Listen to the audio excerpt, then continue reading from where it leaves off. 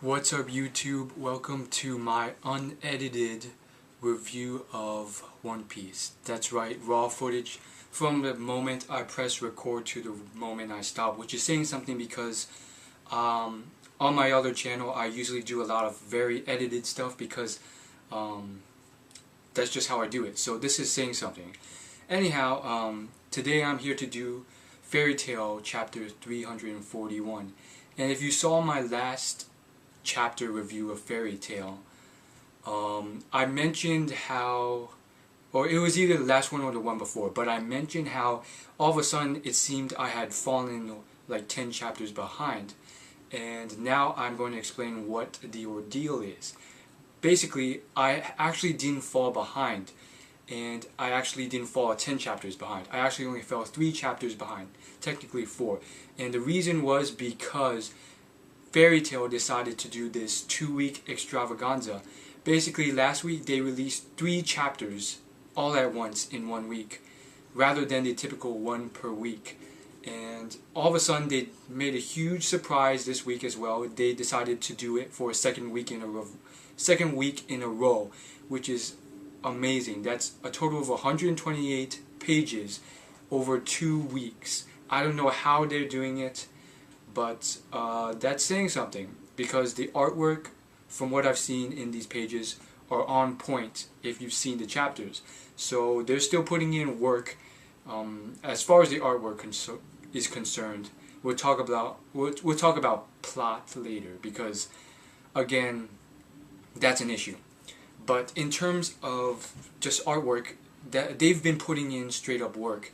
And so I was a little flabbergasted because I was juggling all these manga reviews for different manga, and that's why I thought I was like 10 chapters behind for some reason, even though I had been keeping up with Fairy Tail. So that's what pretty much happened. We had fallen 3 chapters behind, plus the extra 4th one, and then I caught up, and so now I am going to do each review, or each chapter for Fairy Tail, starting with 341. There's going to be 2 more this week because they've done this thing. Hopefully they can do a 3rd week of this, but probably not. I mean, this is a lot of work. And so basically, Fairy Tail this week's this chapter 341 is broken into 2 sections. The first is pretty much very little plot if you've read the chapter. The second part is more plot. And if you've read the chapter 341, this is probably one of the biggest chapters with the most cleavage, the most borderline hentai stuff there. And it's so different from when you're just reading the chapters and perving out. And then when I'm actually doing this review now, it feels very, very weird to review it in this way, because I mean, there's not much to say. It completely destroys the professionalism, and it's just straight pervy stuff. Like, I gotta hand it to them. I enjoy the pictures. They're very well drawn, very realistic.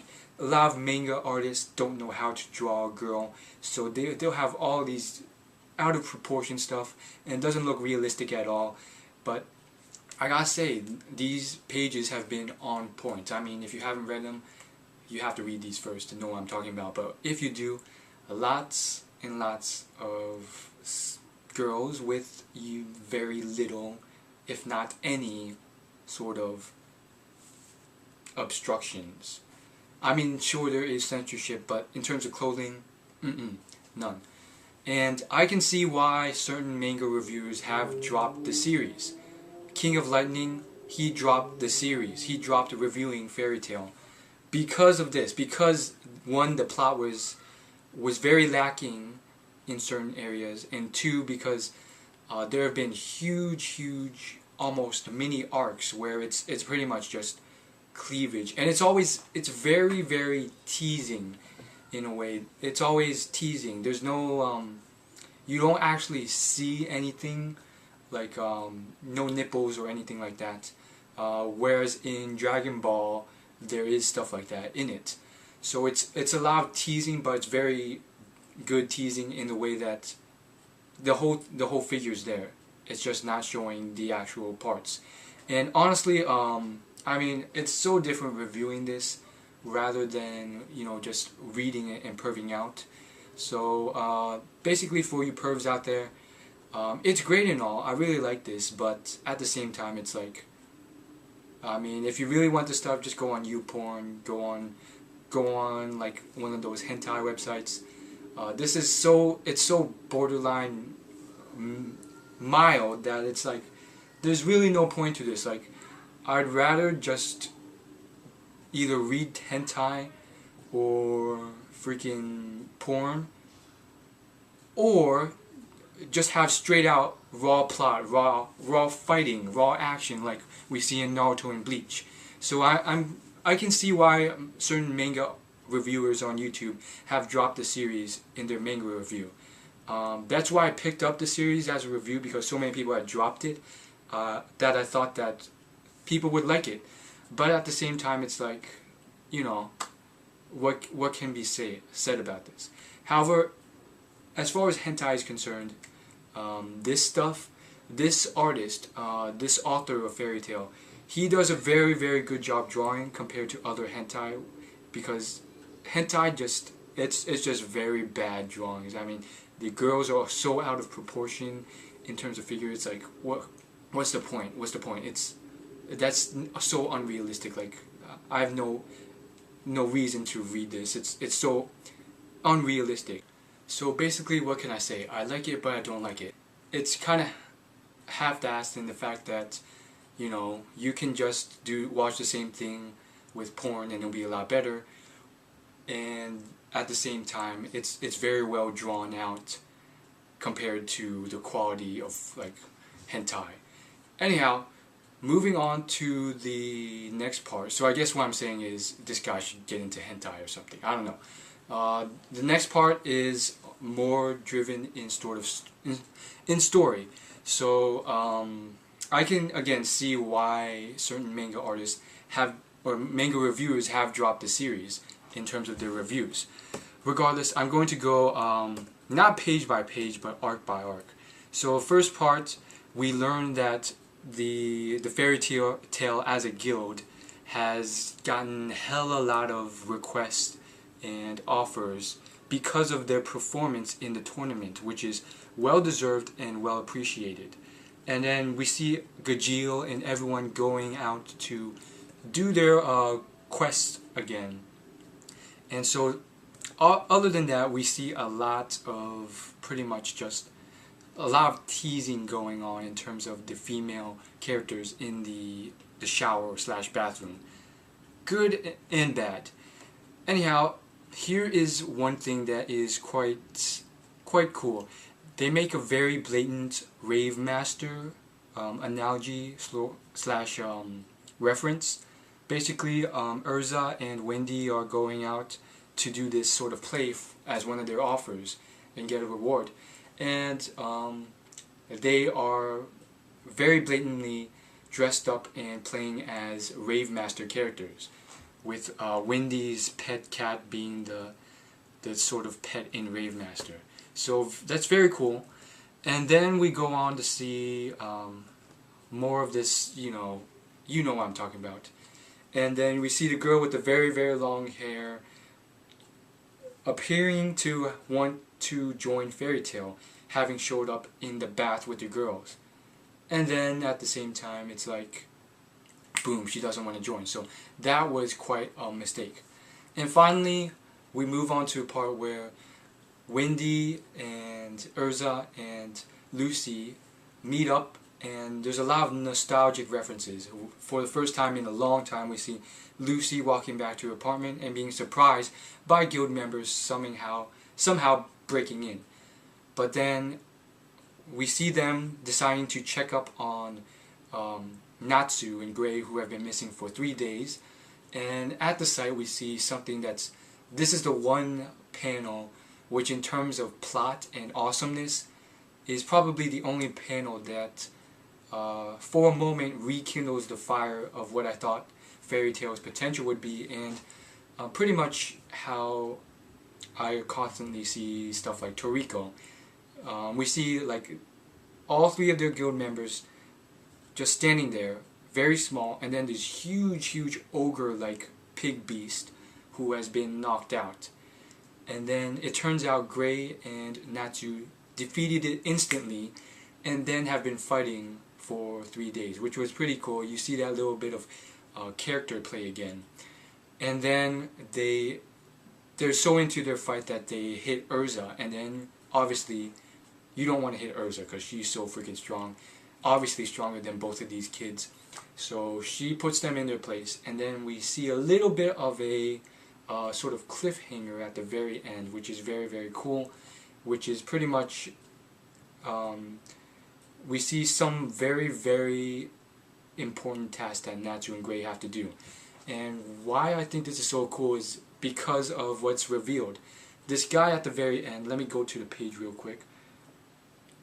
And this is actually like a legit chapter. It's actually 23 pages, which is even longer than the normal chapter. So they somehow put in a lot of work to get 3 chapters per week.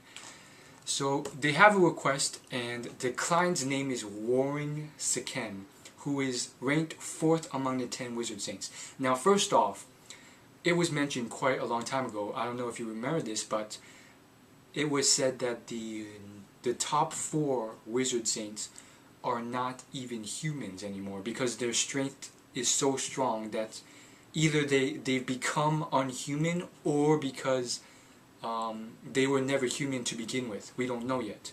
It's either the top 4 or top 3. I'm pretty sure it's top 4, but someone can correct me in the comments below if I'm wrong. I'm pretty sure it's the top 4 of the 10 Wizard Saints, which, like, I'm sure you have to go through a very selective, competitive process to become one of these. It's pretty much implied throughout the manga that they are the strongest wizards ever, so pretty much the top 10 strongest in the whole fairy tale universe. But at the same time, we've seen that people have beaten these Wizard Saints, Urza being one of them, and maybe that's just saying that the Wizard Saints, like, there are people who just don't want to apply, who are out in this universe, who are stronger than these people. Urza being one of them, Laxus being another. And I don't think if it was Laxus, but one of the people in Fairy Tail definitely beat that guy. His name starts with a J. He has a bald head, and he is like a Wizard Saint. So apparently these are the 4 creatures that are not even humans, who are super strong and considered unhuman in strength, and therefore stronger than the other 6 Wizard Saints. And so it's very curious to see what this guy looks like. We see a silhouette, and from it looks like he is in fact human, and he has a chef hat. So is this a reference to Toriko? Because here's what it says afterwards. He's one of the 4 heavenly kings of Ishgao. 4 heavenly kings, that references Toriko immediately. Is this a blatant reference to Toriko? We do not know. Probably not, but the chef and the 4 heavenly kings thing all in the same panel. Maybe not. And then the chapter ends. So we will see the cliffhanger in the next chapter because it is released, and we will have a review on that. And so that's it for my typically long, drawn out reviews. I do have to say though, they take up a lot of battery. I mean, I've probably spent like 4 or 5 AA batteries. I've drained them completely recording these reviews. And so, yeah, I'm putting in money to get these out on YouTube. So thank you for watching this. If you've watched the whole thing, make sure to subscribe if you haven't. I am brand new as a reviewer. Just started like last week. And I'm very happy to have over 20 subscribers already. So I'm very pleased about that. Hopefully they will continue to increase. Share if you like. And, you know, back to the thing with the first part of this chapter. Again, very well drawn out. Most people, even in the manga universe, do not know how to draw out female forms properly. And this is the one guy who I can say does it well. He does not, you know, put certain body parts too out of proportion by making them too big or too weirdly shaped or too small, stuff like that. So this is one of these guys who are very, very talented. And the only thing with this is, I mean, I like it. I don't think he's going to change how he does his plot, but I just don't like it in the fact that you can just straight out go to hentai if you want to do this. This sort of teasing is just not for me. You might as well just do straight out porn, or just stick to the straight plot. But at the same time, the pervier side of me kind of likes it. So this is for all you pervs out there who have the luxury of just reading it without having to review the manga afterwards. It really, really, flips you on your side when you have to review this, because there's the professionalism gets thrown out the window. You don't really know what to talk about other than this is awesome. Tits, ass, awesome. That's about it for this review, guys. Like, favorite, subscribe, and I'm really curious to see what the other manga reviewers have to say about this. I don't even think there are many who do Fairy Tail anymore. They've dropped the manga because of this. Anyhow, see you guys later. Peace. Subscribe.